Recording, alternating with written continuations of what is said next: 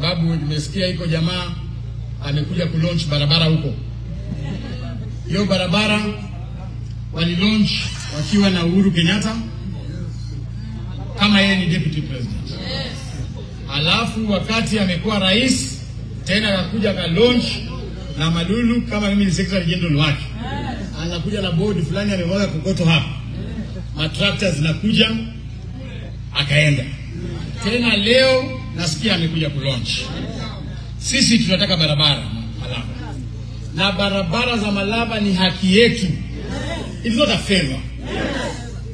Rais, ujue watu wa Malaba ndio wanalipa ushuru mingi sana. Hao ndio wanapatia wa Kenya sukari Kenya nzima. And therefore kuwatengenezea barabara is not a favor. And therefore wewe tengeneza barabara. Hiyo ni pesa ya watu wa Malaba.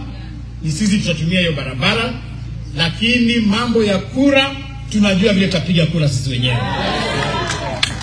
Sababu hauwezi kuwa unakuja na kudanganya na barabara na unapiga watoto wetu risasi kwa barabara. So we are not going to be bought by mere favors. That is not a favor. It is our constitutional right to have good roads just like other areas.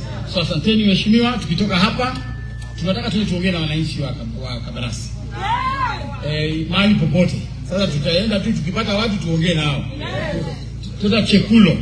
Kutoka hapa tuta Chekulo tuongee, tukimaliza tupige sukuti basi. Leo ni siku ya furaha. Asante sana.